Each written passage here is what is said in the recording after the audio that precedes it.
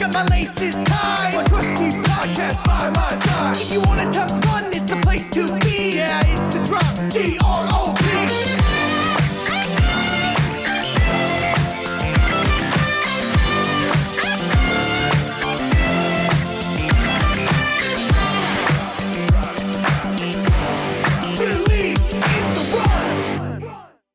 All right, so I'm here with Andrew Dutton, and you are Ad Sneaks on Instagram. And I have to say, I fell in love with like your feed, just seeing like how nicely you present your passion for shoes. They may not be running shoes, but I think there's a common thread there in footwear and just really loving. And I even see your background there is stacks of shoes, very similar like when we shoot our reviews. Like there's that common bond of love of footwear.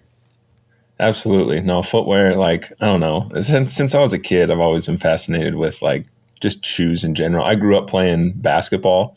So that was my segue into the whole footwear and sneaker world. Always seeing athletes wearing stuff, wanting those shoes as a kid to play in. And, you know, it's just a big snowball effect from there to where we're at today. Yeah. I don't know what it was that captivated me about shoes when I was a kid. Maybe because you could only get one pair at a time.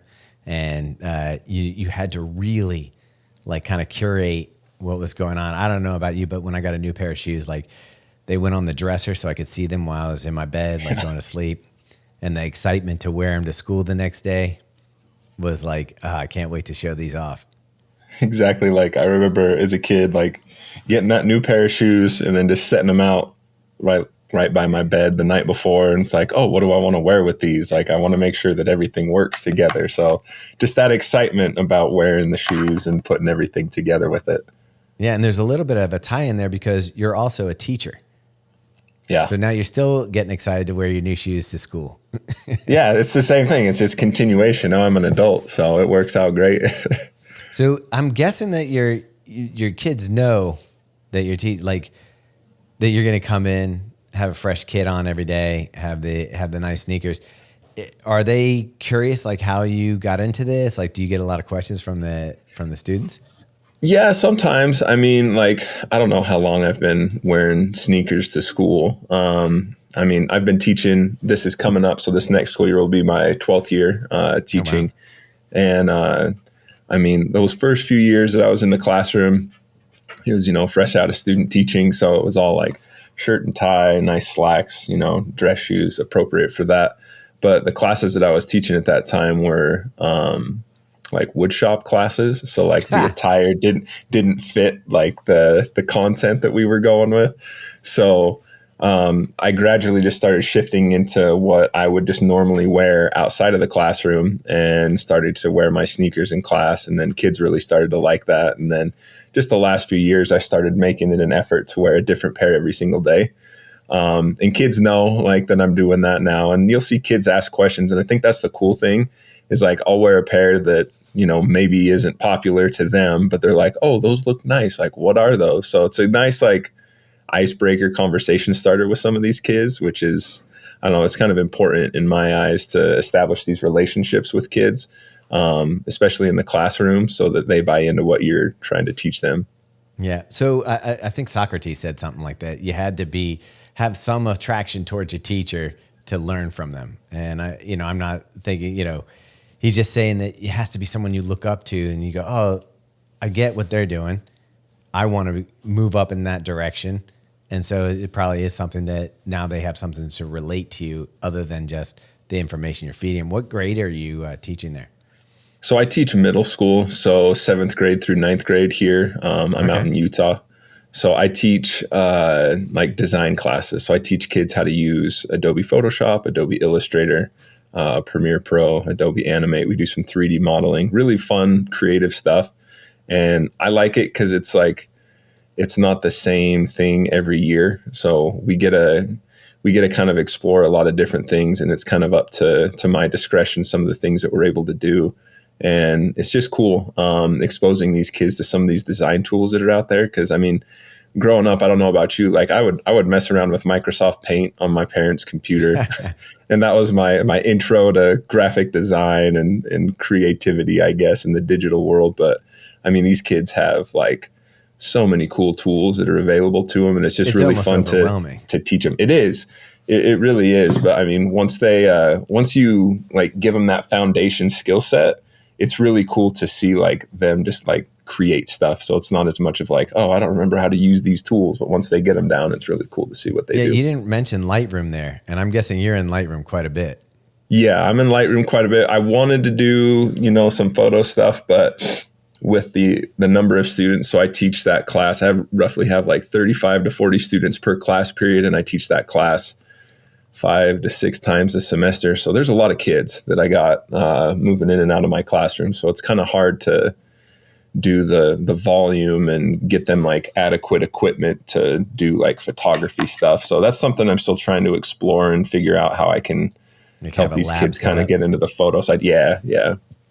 That's interesting. So I was talking to Brendan Dunn the other day, and we were talking about kind of like how you brought it up real quick there a second about like the story behind the shoe, and the kids might come up to you and they may not know the shoe or the history about it. But that's, I think, one of the fun things about footwear is that there's stories involved with it. Like there's a reason why one shoe may carry more weight than another. And especially like we were talking about like Dunks and stuff like that, where, there's so many, you don't know which one's cool until you get the story behind it. And it kind of gives it a little elevation to it. When you're talking with the kids and picking out your shoes and you're kind of educating them, is this a way that like almost like storytelling for them, that like they get an idea and a background? And have you seen them take that and apply it to the way that they're dressing or what they're looking for? A little bit. Like, I don't try to like say, hey kids, these are what Mr. Dutton's wearing in the classroom today. I try not to bring too much attention to it.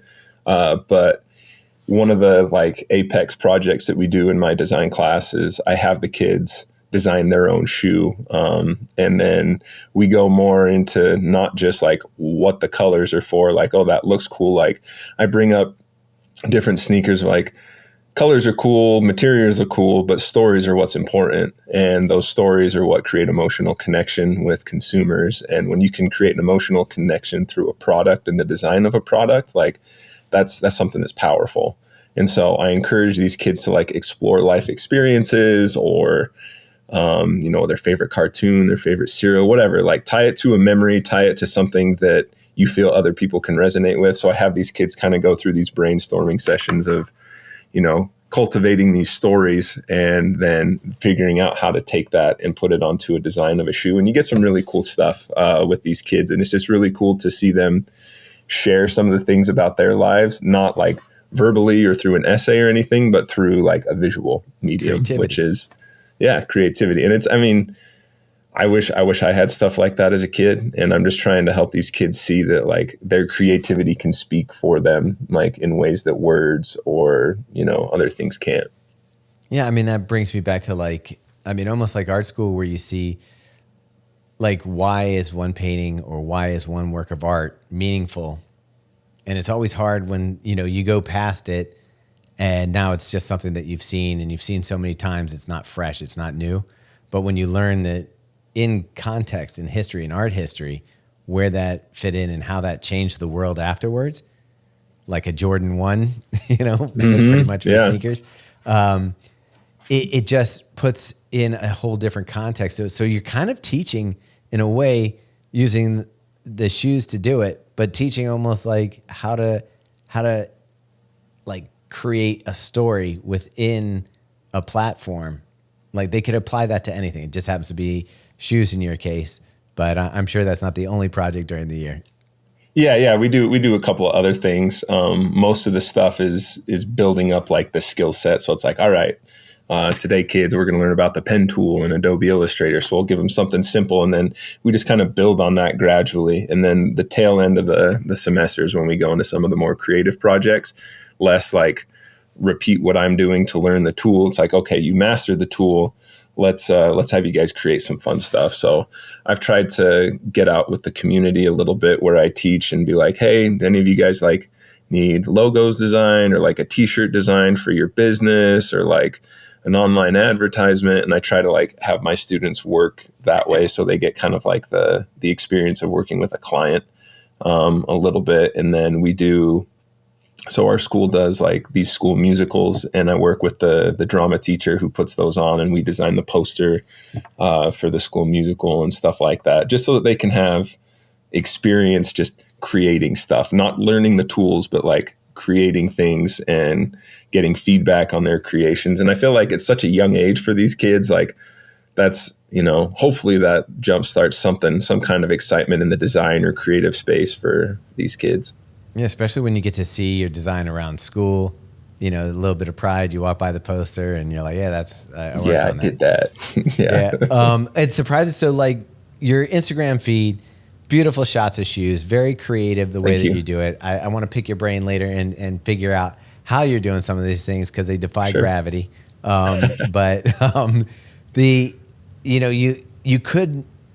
channel is mostly highlighting some of the shoes that you're wearing. You talk about how you're going to bring them to school, but it could also be, from what you're telling me, you could be doing one of those tips channel on how to use Adobe tools and do it. Unless I'm wrong, maybe you already have that channel someplace. But no, I don't yet. Okay, because those I get addicted to because I work a lot in the Adobe suite. So I'm like, I've been doing that wrong the whole time. This is such an easier way to do that. You see some video on like social media and you're like, oh, okay, that's way less steps than I do it. So try to remember that, save that one so you can refer back to it. Oh yeah. It always used to get me annoyed when someone would tell me they were a Photoshop or Illustrator expert. And I'd be like, I don't know. I've been doing this for 10, 15 years and I know my way around the program, and I would never call myself an expert because there's just so many ways that you can do something in there. And I always am even to this day, finding new ways to do stuff. But now we're bringing in artificial intelligence and AI tools into the program. Is that affecting like some of the ways that you're teaching? Yeah. So this last school year that we just wrapped up, usually our IT guy will update the computers with the latest version of the Adobe stuff. And so we started doing some of the AI stuff. I didn't really like plan any lessons or like assignments around it, but I would show the kids, especially in like photo editing. It's like, okay, instead of like, going to this area and using this brush and using this like masking tool and stamp and cloning tool to get like all this stuff cleaned up, like just do this, type this prompt into your AI thing and then see what it does for you. And so I know there's some like apprehension about using AI and, the creative space, but I mean, it's a tool. It's easy, at least now, to distinguish like what's been fully created with AI versus what hasn't. But I use it in like some of my Photoshop editing, and it just saves time. Like that's the biggest thing for me is like I can do it the manual way. Like I've been doing Photoshop like you for 10 plus years, and it saves time. Like, yes, I can go back and do it the way that I used to do it, but it takes so much longer. So if I can just do it shorter with some of these AI tools, like I'm all for it. Well, I mean, you brought up a good point though. You're not creating everything in AI. It's not like you're like, oh, give me a fuzzy cat with sneakers on and boom, there you go. And I think we all get nervous and afraid when new scary tools come in or things come in. But if people use it correctly, it's going to do things like you're doing, like automating some of the mundane tasks that you have to do in some of these programs, which you have the vision, you have the art direction in your head, and you're just kind of like cleaning it up a little bit versus creating something that doesn't exist. And what I'm seeing, the more I see AI stuff, is it just is redundant. It's like, it's not getting new stuff necessarily. Yeah. And, it's like you said, it's like cat wearing sneakers or like some of these weird things. Like, yeah, it's getting better. The quality's getting better, but I don't think it can. I mean, maybe I'll eat my words one day when we're all like being controlled by, AI robots or something, but we won't know. Yeah, we won't know. But right now it's just like, I don't think AI can replicate what like people's own creativity can think up. Well, you can't move forward unless you're ideating new things. And I don't think AI is at the point right now where it's going off on its own and coming back with stuff that we would understand and go. But it's actually interesting with you working with kids, and we're not even on the sneaker part yet, but with you educating kids, I'm like thinking about it for my own kids. Like where do I tell them to spend their time in 5 years what's the job market going to look like? What's the, what's the world going to look like in 5 years? And yeah, I have no clue. I don't know about you. Yeah, it's crazy. And, like, I don't know, my wife and I, we've talked about it. It's like now, instead of I have a question, instead of going to Google and asking that question, like I'll open up Chat GPT and ask that question. And it's just more efficient, right? It just gives you everything in a nice, like little thing instead of having to scroll, look at this site, look at this site, look at this site. Like it just works really, really well. You can get the answer, and then you can ask it to help you apply that answer. So so much. Double. Now that's a good thing you mentioned you have a wife, and I can see. I mean, I'm just in the little window, the square window I'm looking at behind you. We got to have 50, 60 pairs of shoes. How does she, feel about your obsession? I'm down here in my basement, so it's out of sight, out of mind for her. So as long as all of it stays down here and doesn't creep upstairs, like we're good. Oh, I wasn't sure because maybe she had the same kind of collection upstairs. For herself. She's gradually. So we have our closet upstairs, and I don't keep any shoes up there. But now her stuff, because like if I see something like, oh, that's nice. Oh, I bet you my wife would like that. So then I'll get her a pair of shoes, and then like her little collection is like gradually starting to fill our closet. And she's like, I'm running out of space. I was like, I know the feeling. Like, welcome. Yeah. What do you do when you run out of space? Do you start making hard choices, or do you just pack them in a vacuum sealed bag or something? Start making some hard choices. I try to like I feel like there's a fine line between hoarding and sneaker collecting. Cause like for me, like right now I'm around 250 pairs, and I always like want to downsize. So my goal by the end of this year is to get it under 200 and just like go back through and look at some of the shoes like, okay, this is great. I love it, but have I worn it? Have I wanted to wear it? Okay, let's donate it. Let's sell it. Like let's quality, not quantity. Yeah, and that's the other thing you've mentioned on your channel. You like to wear your shoes, not just have them in a box and have them for a showpiece, but these are actually shoes that you enjoy using them for what they're made for. Exactly. Like for me, it's all about self-expression. I see a shoe and I'm like, oh, I really like the colors. I like the materials. Like, oh, I have something at home that I could wear that with. And I don't know, it just gives you like that little self-confidence boost when you can put something together and wear it, whether it's like going to school or even if it's going to the grocery store or going out on a date with my wife. Like, I don't know, there's just that feeling when you're able to wear a certain shoe the way that you want to. I guess it all comes back to when I was a kid, right? Like I was obsessed with basketball shoes, obsessed with Michael Jordan. And when I would wear, like, I remember getting my first pair of Jordans and actually playing in a pair of Jordans. Like, it was just like, oh, I can like play like so much better now. Yeah. It's like, could I play better? Probably not. But like, you feel that, right? Like the ultimate placebo effect with wearing those. And I feel like that carries over even later now, like just wearing something, you just feel confident. It's just a big confidence boost. It's the same thing in running is, you could be getting into a slump. You haven't been picking up the pace or anything like that. And you get a new pair of shoes and you unbox them. And that morning it's like, it's going to be a good day. I'm going to go pick up. And you're like, I think I ran a little faster. I think these are working. But for us, sentimentality, or at least for me, sentimentality comes for a shoe from an experience I either have in the shoe, like whether it's I ran a marathon in it or, I went to a special event like World Championships and wore this shoe or something like that. That's where I kind of get nostalgic and want to hold on to a shoe if it's not just a beautiful shoe. Sometimes it's just so pretty. You're just like, I love this shoe. But other than that, it's like, it's a moment. Does your shoe sneaker collection, is it any of that based on when you wore the shoe or how old you were when you got the shoe, or like how does it work for you?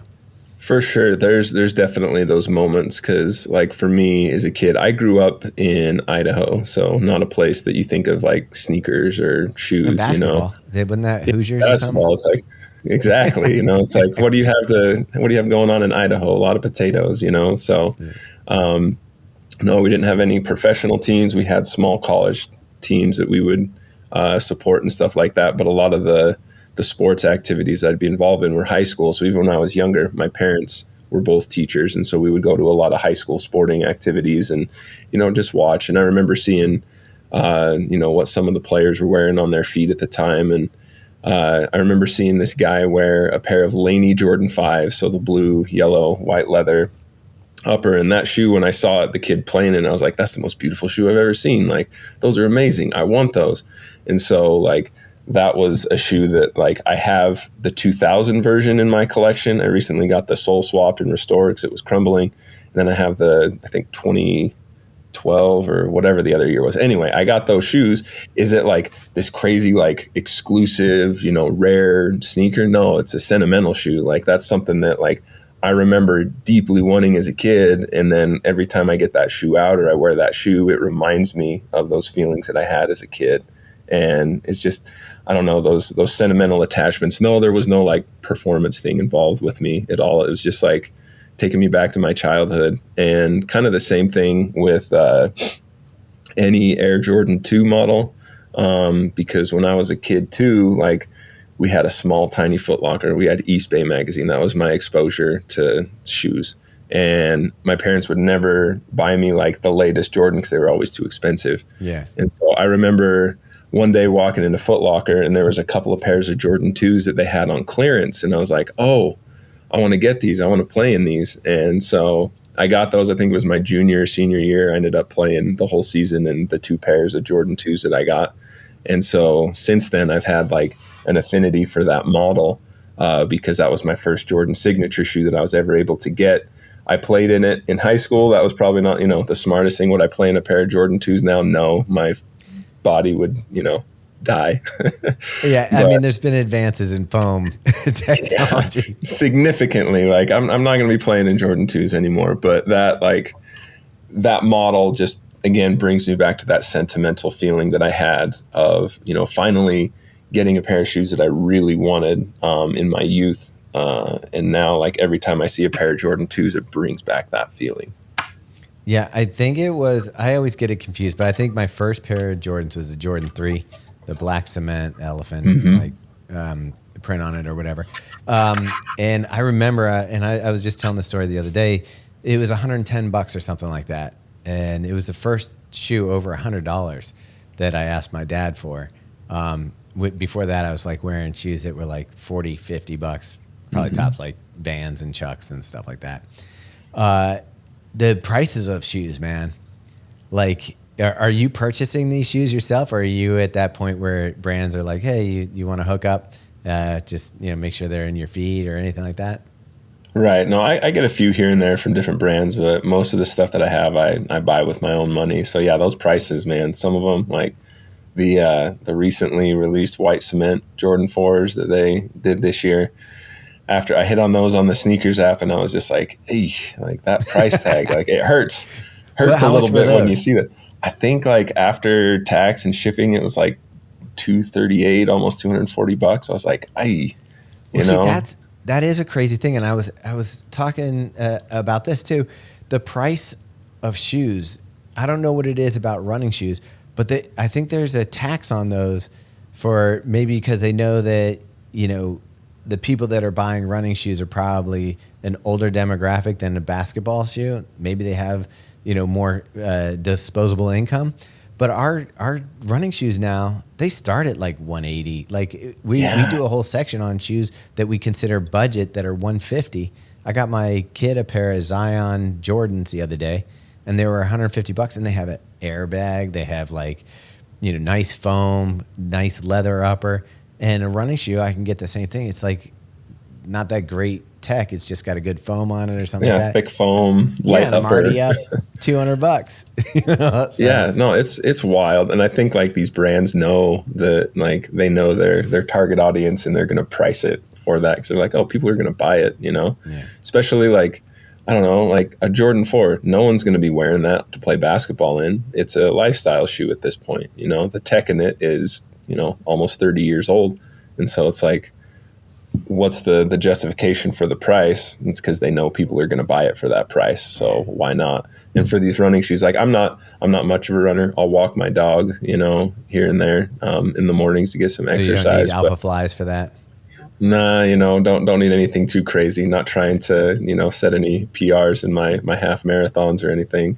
So yeah, like I'll just wear like I have a pair of, I can't even remember the model of New Balance, but it has a really thick like foam cushion on the bottom, Probably and 1080. something. I'd have to go back and look, but Yeah, that naming is tough sometimes. it is. They got a lot of numbers, man. Yeah. But yeah, like those are comfortable, and I can't. They were like $160, $170, and I'm just like, there's not a lot to this shoe. And then I see like this lifestyle Jordan shoe that's like way more, and it's like there's not a lot to this shoe either. So where's the disconnect there? I mean, New Balance does a good job of keeping their lifestyle shoes expensive too. Like I love the 990s. They do. Stuff like that. And I don't know if you're into those as much as like, it seems like you like the basketball silhouette the best. But the problem that I find is these retro shoes are the ones, they're just not comfortable. Right. So like, do you dabble in any of the new stuff that's not like, throwback a little bit? The older I've gotten, the more I have like delved into the New Balances, the Sauconys, and the Asics just for comfort. Because like some of those Jordans aren't comfortable. Even if I put like my insoles in them, like still not the most comfortable shoe in the world. So yeah, I gravitate more towards some of those New Balance things now. And New Balance does have a way of keeping their prices high, but I feel like a lot of their materials that they use and just the quality, like craftsmanship that goes into it, I feel like matches that price point pretty well. Yeah. Compared to, they're made in the U.S. The 990s are still made in the USA. You're right that like the suede and stuff like that is usually good quality. Now you really get into the details of the materials and stuff like that. What is it that you're looking for when we're looking at a shoe? Is it something you can describe, or is it something that you just feel when you hold it? I feel like it's something more like you can feel when you hold it. I'm a sucker for suede. Like suede just looks premium on any shoe, in my opinion. So anything that has suede is good. But when you're able to complement that suede with like either a leather or a different like weave of mesh, it just works really well. I guess like good example of that I really love is what Action Bronson has done with his 990 V6s. Just like the crazy colors that you would think wouldn't work together do, because of the way that he puts those colors on certain materials and puts those materials next to other materials. It just works really, really well together. Yeah, he's kind of got that Grateful Dead, Chunky Monkey, Ben and Jerry's thing working in a different way. But yeah, I get what you're saying.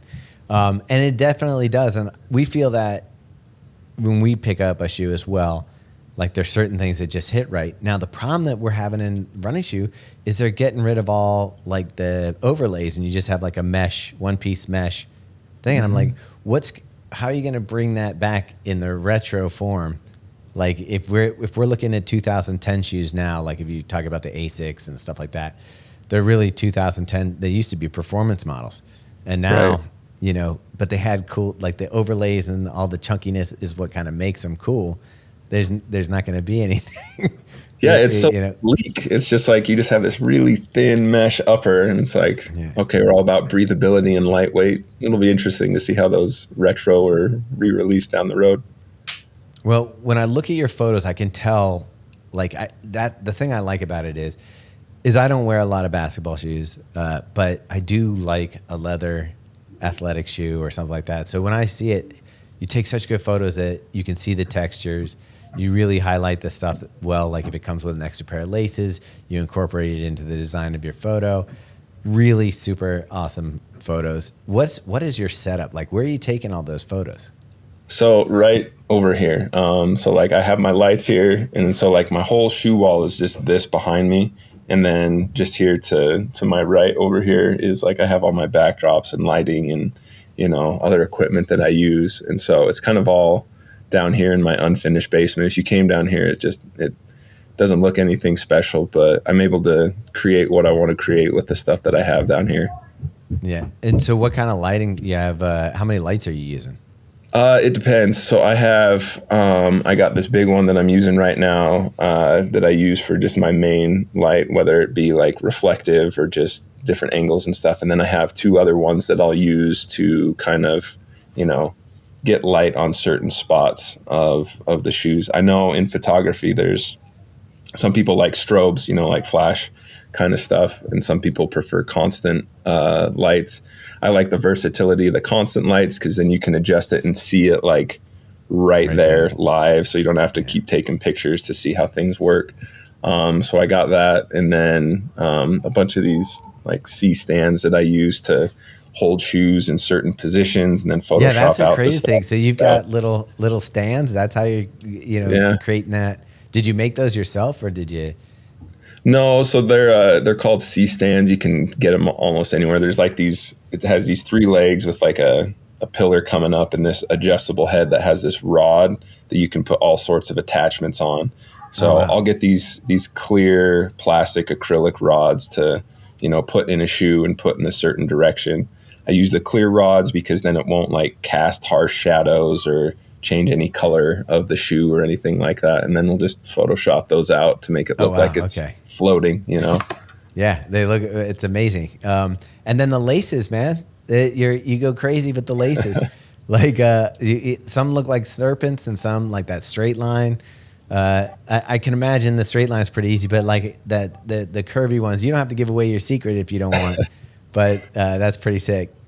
Yeah, those ones take a little bit of time. I feel like setting up like the shoe and the positions that I want, that's not super hard, but it's getting the laces to look where I want. And just, I don't know.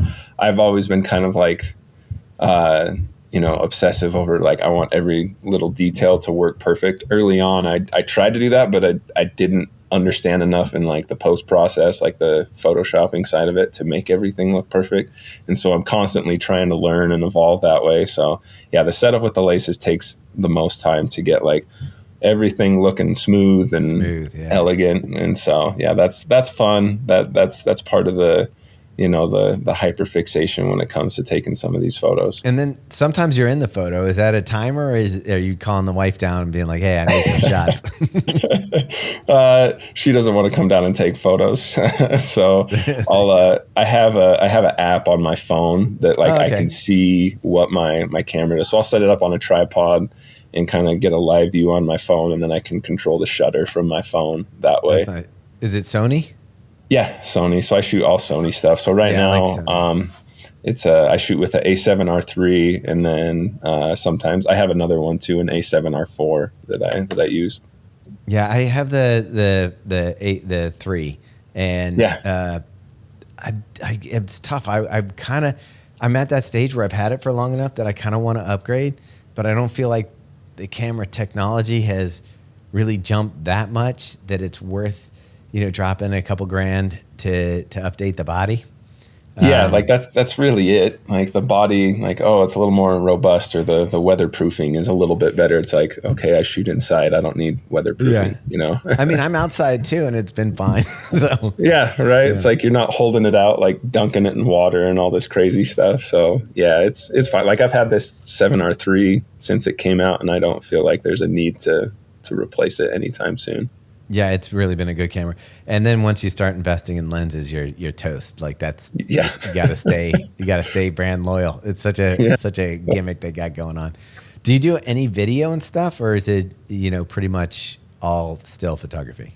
I've gotten a little bit into video just for like social media stuff, but that's not my forte. Like I enjoy photography just because I don't know. I feel like it's a little bit easier to kind of just think through a process of what you're trying to do. You have a little bit more time.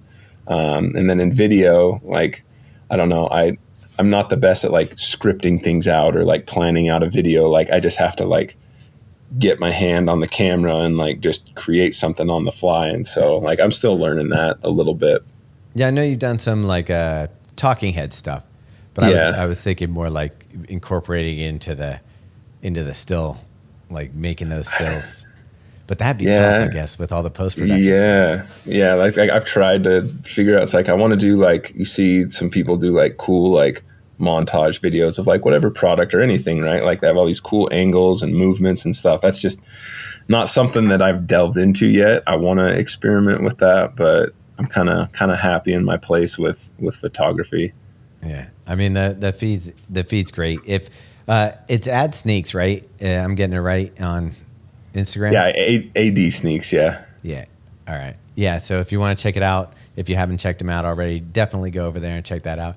So what about like right now you have your collection, and I know like for us it's not really a grail shoe. It's usually like, oh, I want a performance shoe.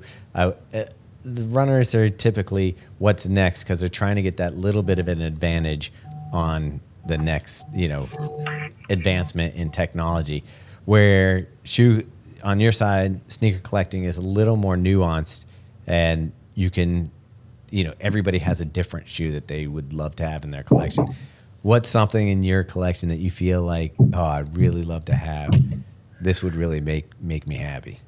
Man, I mean, I feel like that changes all the time because my taste and my interest evolve over time. Like, again, getting started, I was solely into like basketball shoes, retro Jordans, stuff like that.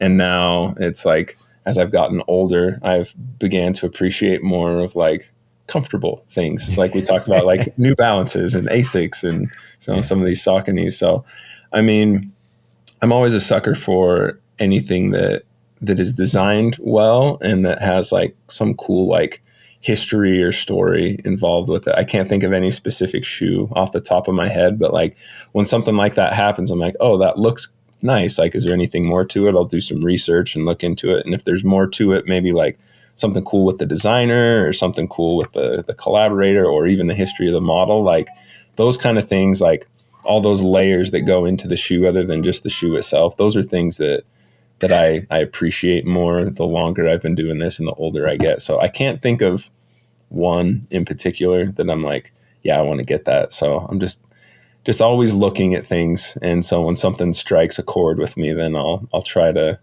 justify a reason to get it. Yeah. So you brought up like New Balance, Saucony, Asics. Brooks is starting to drop some lifestyle stuff. Yeah. It's kind of making a little waves, and I'm not sure.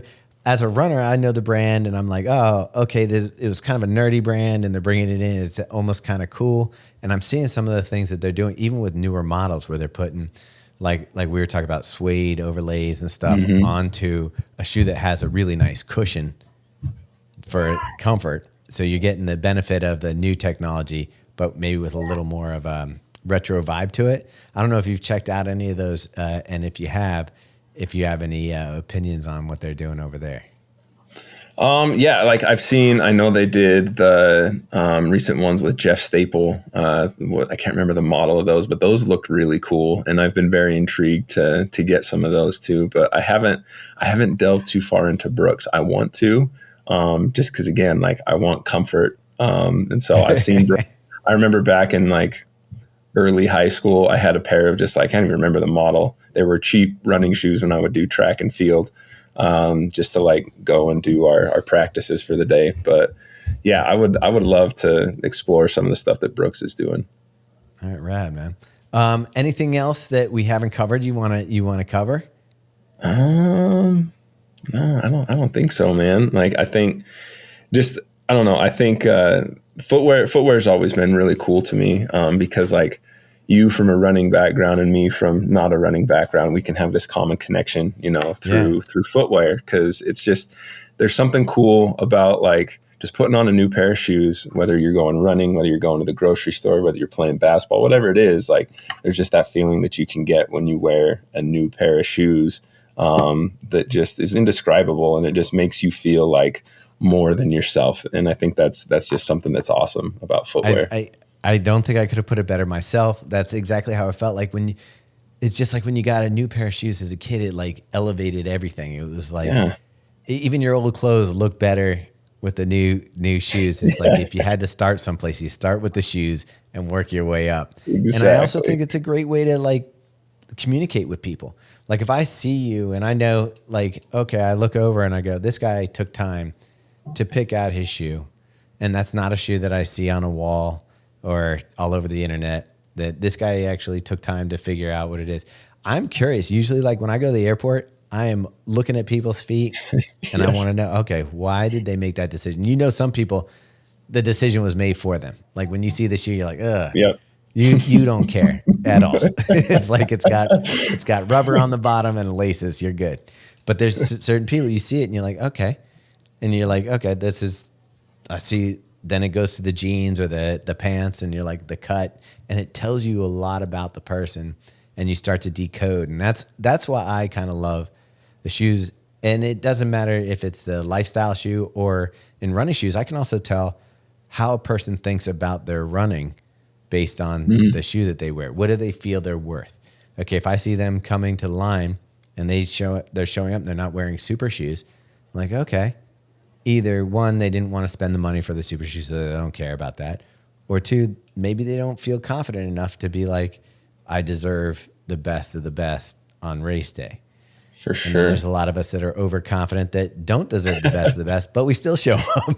Exactly. Because we feel good about ourselves. So Exactly. Because the shoes made you feel good. And it's you never know what could happen. You might break a record. exactly. All that training, even if you didn't train, these shoes are going to make you run faster. So, I mean, same thing on basketball. You probably have a better shooting percentage on the day that you have a new pair of shoes. exactly. I can jump a little higher and move a little quicker, jump shots a little more crisp. At least that's what we think in our heads. And that's what matters. You can pivot, Yeah. crossover. Yeah, it's going to happen. I got in like I won't hurt myself, Yeah, exactly. I used to have to wear my ankles would turn all the time. So I had to wear the really stiff braces. Air Force, like all the way up, real high tops. Yeah. Oh yeah. Like now, like that's interesting too, because you see like the kind of shift in basketball performance footwear is all low top now, and there's not as many high top models. I still try to play in high top. I'm just nervous, man. Like I'm nervous. I'm going to roll my ankle or I'm going to do something wrong. And yep. So my current basketball shoe that I wear, the Anthony Edwards ones, the high top version, the AEs? low top version. Yeah, the AEs. Really love those. Is that the one that's got like the foam posit kind of look all the way up, the orange? Yeah, so it's kind of got that honeycomb looking like cage around the sides, and got a really nice traction pattern on the bottom. Got nice like boost is the midsole, really good cushioning, and got a good what's that, like plastic shank underneath, help with torsion control. So yeah, I like them. And I heard a little like grumbling on the internet about that one, that people weren't happy with the second model as much. Yeah, people are always unhappy with something in footwear. So that's, I guess you're right. You'll see those like start to hit like, people's in hands and hit the streets and stuff. And people will change their tune like, oh, these are great. Like, these are awesome. These are way better than the pictures. So you don't judge a book by its cover. Like you gotta experience it before you can make those assessments, in my opinion. And it looks like that's influenced Nike to go back and make that like foam posit shoe that looks kind of has a similar wing to it. I don't know. Yeah, I can't remember what those are called, but I know what you're talking about. Yeah. Yeah. And before I get too much shit online, I know it's Indiana is the Hoosiers, not Idaho. But, it's all good, man. Yeah. So I'll get all the comments. I love those. But man, it's been a pleasure talking to you. This is awesome. It is. I really do think anybody who's in our space, because a lot of people like taking pictures of the shoes and sharing them online and stuff like that. I don't think there's too many people who are doing it better than you do it. So you're like, if you want some inspiration for yourself, go check out Ad Sneaks on Instagram. Is there any other place where people can interact with you or like check out your stuff if they are interested? Mainly Instagram, also on Twitter. And that's pretty much it. Or sign up for 6th through 7th or 8th grade in your school. Other than that, exactly. Send your kids through. I'll teach them a few things about shoes and design stuff. All right, Rad. Well, this was a lot of fun. I'd love to keep seeing what you got going on. So I'll be following on the gram, and hang in there, man. Hey, thank you. Appreciate you having me on. Give a good stretch, got my laces tied. My trusty podcast by my side. If you wanna tuck run, it's the place to be. Yeah, it's the drop. DRO.